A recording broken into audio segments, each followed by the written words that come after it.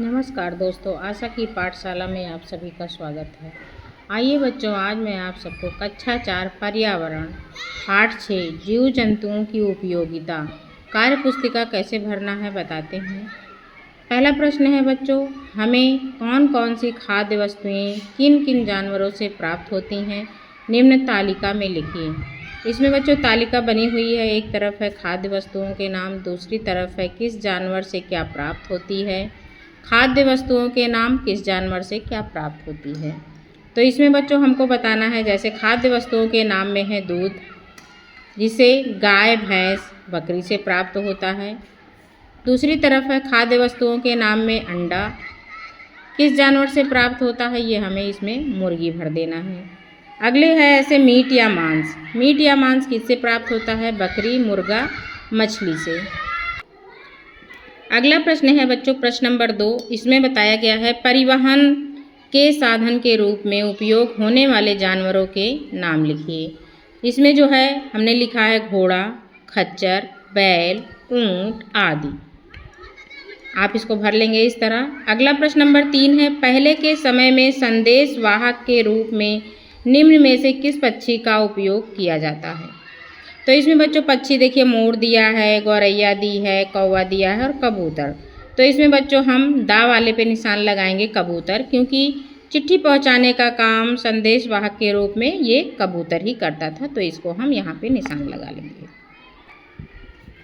अगला प्रश्न है बच्चों प्रश्न नंबर 4, ऊन का उपयोग करके हम किन किन चीज़ों को बना सकते हैं।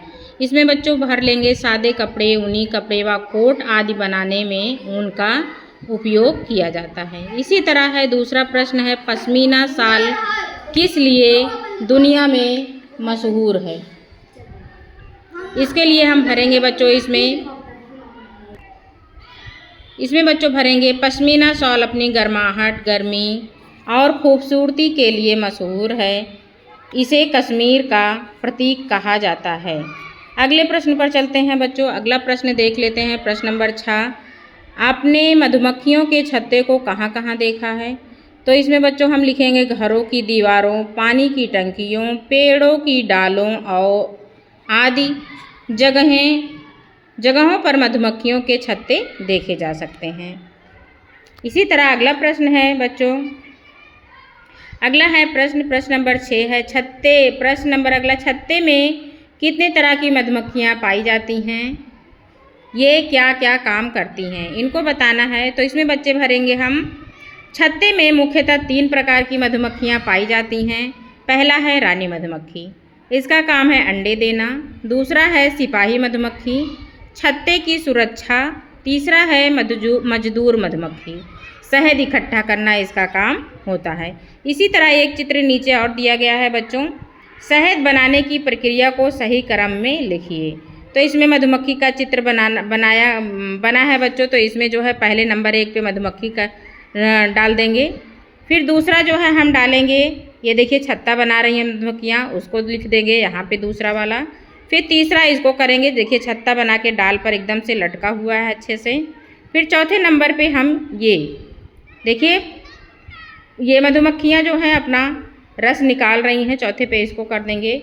और 5वें पे इसको करेंगे कि लोग यहाँ पे मधुमक्खी का जो है शहद निकाल रहे हैं पेड़ों की डाल से। फिर छठे पे आएगा ये कि हम शहद यहाँ पे जार में इकट्ठा कर लेते हैं। अगले प्रश्न पे चलते हैं बच्चों। अगला प्रश्न है बच्चों, आपने मधुमक्खियों के अलावा अन्य जीवों को फूलों पर आते देखा है, उनके नाम लिखिए। तो किस किस फूलों पर बच्चों आते देखा है। तो इसमें जो है हम लिखेंगे मधुमक्खियों के अलावा फूलों पर भौरा, तितली, बर्रे, ततैया आदि आते हैं।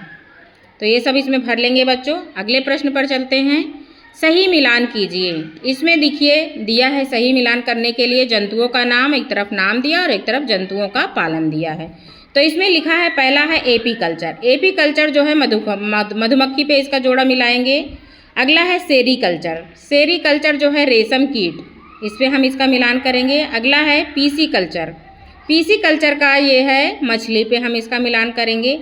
अगला है पोल्ट्री फार्मिंग, इसको जो है हम मुर्गी पर जो है इसका जोड़ा मिलाएंगे। आइए बच्चों अगला प्रश्न देख लेते हैं। अगला प्रश्न है सर्कस में काम करने वाले बंदर और जंगल में रहने वाले बंदर में कौन सबसे अधिक खुला रहता होगा? कारण सहित लिखिए। इसमें बच्चों लिखना है जंगल में रहने वाला बंदर सर्कस में रहने वाले बंदर की अपेक्षा अधिक खुश रहता होगा, क्योंकि जंगल में रहने वाला बंदर स्वतंत्र रूप से खाता पीता और घूमता है, जबकि सर्कस में रहने वाला बंदर कैद में रहता है। तो ये भर लेंगे बच्चों। आइए अगला प्रश्न और आखिरी प्रश्न देख लेते हैं। अगला प्रश्न है गिद्ध बाज जैसे प्राणियों को सफाई कर्मी के रूप में क्यों जाना जाता है? लिखिए। तो बच्चों इसमें लिखेंगे गिद्ध बाज जैसे प्राणियों को सफाई कर्मी के रूप में जाना जाता है क्योंकि ये मांसाहारी होते हैं और मरे हुए जानवरों को खाकर समाप्त कर देते हैं, जिससे समान व सड़कों में किनारे गंदगी नहीं फैल पाती। तो बच्चों उम्मीद करती हूँ आपको ये पाठ 6 अच्छे से समझ में आ गया होगा और आप लोगों ने भर लिया होगा। तो इसी तरह से और अच्छी वीडियो पाने के लिए बच्चों हमारे चैनल को लाइक शेयर एंड सब्सक्राइब करें। तब तक के लिए बाय बाय।